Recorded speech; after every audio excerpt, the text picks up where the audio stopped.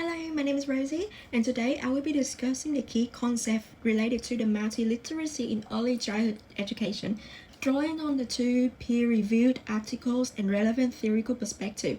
According to Philos and Oakley 2023, multiliteracy is defined as the ability to interpret, engage, or create meaning across a range of communication forms, including spoken language, visual, and digital mode. In the contemporary early childhood context, literacy is no longer limited to just reading and writing, but instead involves multiple modes of expression shaped by the ongoing social and technological changes. This perspective is also reflected in the early years learning framework, or we also know as the EYF, which highlighted that children develop as the communicators through diverse and interconnected forms of language and representation. So in this presentation, I will be discussing two main articles.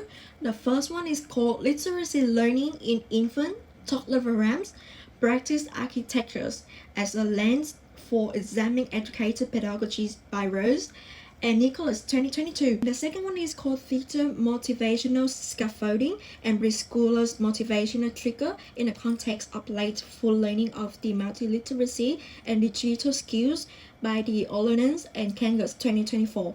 So let's move to the first article.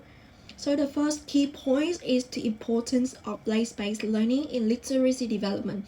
Firstly, Rose and Nicholas 2022, they highlight the importance of place-based learning in supporting literacy development. They state that developing numeracy and literacy ability is really important aspect for the communication, and it supports learning across the curriculum. Importantly, in early childhood context, these abilities are developed through the meaningful and interactive experiences rather than isolated or just the formal instructions.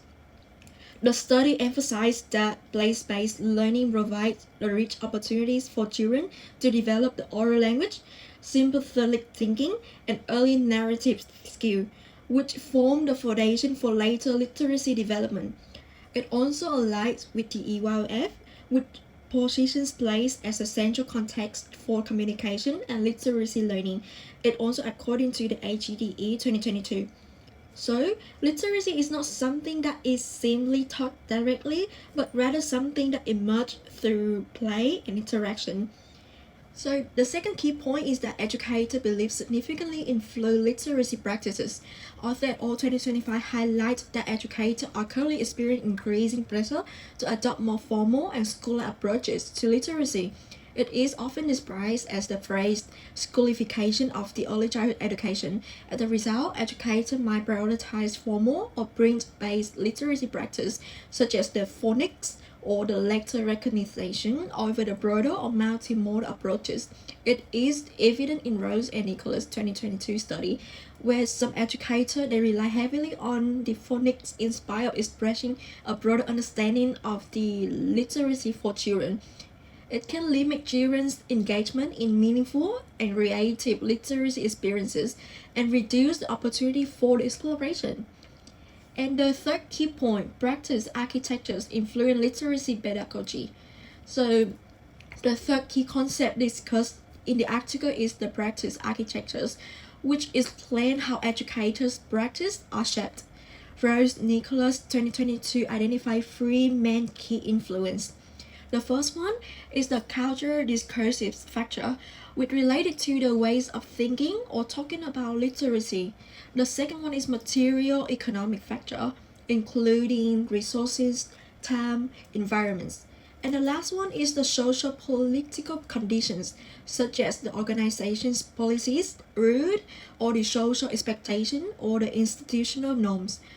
This concept can be linked to the theory, ecological theory of the Bronfenbrenner, which emphasizes that teaching practice are shaped by the interaction between individual and their broader social context, according to Nolan and Rabin 2024. Therefore, educators' literacy practices are not developed in isolations, but are influenced by multi-external factors. And the last key point of the first article is the oral language as the foundation of the early literacy. So The final key points from here is that the importance of the oral language. So Rouse and Nicholas 2022 emphasized that the oral language provides the foundation for the early literacy development.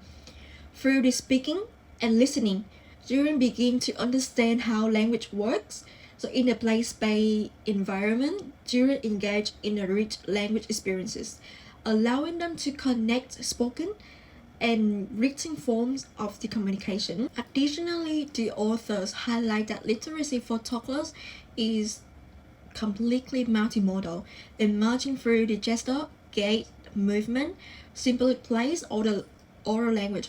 It aligned with Philos and Oakley 2023, who described literacy as the multimodal, as well as Vygotsky social cultural theory, which emphasizes that the role of the social interaction in learning, according to Nolan and Raven 2024. Alright, let's move to the article number 2. The first key point from this article is the role of technology in supporting the multiliteracy. Olona and Karen 2024 identified that the technology can function as the tool or as the outcome of the multiliteracy development. In their study, children engaged with the digital tools such as the iPad, digital camera, and the online media to explore, react, and communicate meaning. It aligns with the Early Childhood Australia statement in 2025, which highlights that digital technology can enhance children's creativity and communication when used in an intentional and developmental appropriate way. And the second key point is that the importance of playful learning, the PL. So playful learning aims to support children's autonomy, independence, and agency through the engaging and meaningful experiences, including the use of the digital technology. Olona and Karen's 2024 found that the approach increased children's motivation and engagement in the literacy learning. It aligns with the EYF, with position placed at the center to communication and learning, as well as the author et al. 2025. Who pointed out that the importance of planning for the place-based learning. Alright, the third key points of the second article focus on the role of educator pedagogy, particularly scaffolding. In the study, educators support children by valuing their ideas, responding their needs, encouraging the independent, and providing guidance or instruction when needed. It reflects Bruner's concept of scaffolding, where support is fitted or tailored or adjusted to match the child's level of understanding. As Nolan and Rabin 2024 explained, educators play such important role in helping children make the connections and extend their learning. And the last final key points of the second article is that the engagement with diverse media enhance multiliteracy. So children in the study created their own new content, including the digital news, video with photos, combining oral language, visual communication, and collaborative storytelling. It demonstrates multiliteracy in practice as children engage with many modes of communication. Philo and Oakley 2023 similarly highlight literacy involved multimodal communication approach throughout the visual, oral, or symbolic forms. So to wrap up, both articles emphasize the importance of the place-based learning and child-centered pedagogies in supporting the literacy development. Rose and Nicholas 2022, they highlight the importance of the oral language, play, educator beliefs, and contextual influences, while Olin and Karen's 2024 demonstrate how digital technologies and motivational scaffolding can enhance and support children's engagement and agency. Together, these two articles show that the multiliteracy learning is best supported through the place-based pedagogies, intentional teachings, and multimodal environments, and the meaningful integration of the technology. However, the key challenge identified is that the ongoing pressure on educators to adopt more formal approaches, which may limit opportunity for creative and multimodal literacy learning.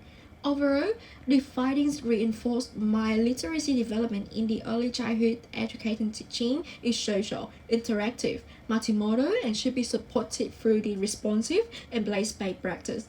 That is the end of my presentation, and thank you for listening. Have a nice day.